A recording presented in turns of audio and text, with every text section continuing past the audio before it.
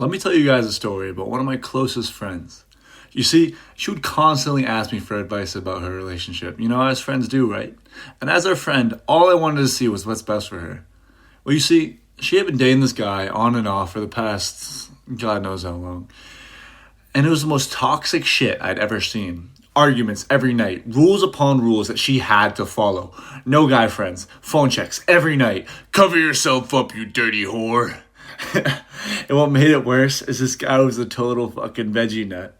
She'd tell me every other day how she needed to get out of this relationship. And I'd agree. But every time they broke up, give it a week or two, and oh my gosh, I miss him so much. I need him.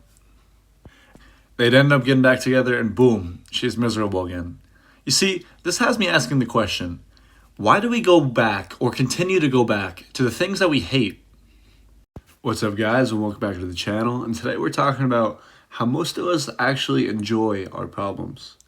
All right. I know what you're saying. What do you mean I enjoy my problems? That's the stupidest shit I've ever heard.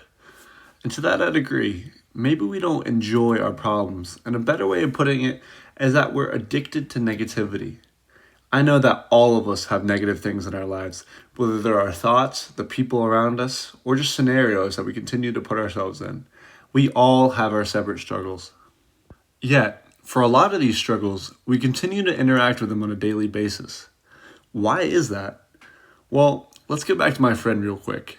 Arguments upon arguments, constant stress, all coming from this relationship that she was in. You think that all this negativity would be wanted to be avoided at all costs. But when they break up and it finally ceases, what happens? Withdrawal. You see, the brain learns from reinforcement, not from logic. So even when a pattern is harmful, if it provides some kind of reward often enough, then the brain starts to create neural pathways in order to preserve this cycle and ends up starting to crave it. You might ask, how is a harmful behavior creating a reward? Well, first of all, we all know how addicting gambling can be. The rush you get when you finally win. You see, unpredictable rewards are often the strongest producers of dopamine in our brains. The anticipation for that next hit keeping you hooked. Well, it's the same thing for relationships. If it's constant toxicity, then the fleeting moments of affection are highlighted even more, leaving you holding out for that next good day. It's the same as something like a nicotine addiction, where you're always at a net negative one from the withdrawals, that even relief itself becomes rewarding.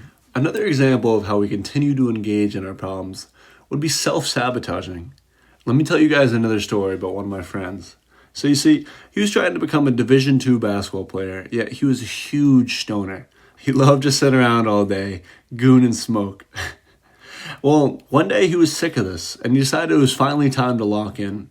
So he starts to work towards his goal, lifting every day, running, tracking his progress week after week, and things finally started to pick up. He was getting better, he was seeing results.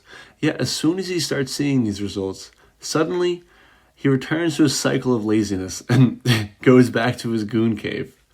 This had me screaming, why? Why would you just give up like that? Why? I mean, all right. I feel like a lot of us go through this, or we have like a cycle of being locked in, a winter arc or training arc. But then eventually we return back to our habits. Why is this? It's because they're familiar, and the brain craves familiarity. When success or closeness to a goal start to appear, new fears come with it. The expectations are higher. What if I fail after all my hard work? Uncertainty. We return to our lives and keep the same problems, because the relief from knowing our problems is better than the stress or uncertainty of improvement. So, what can we do?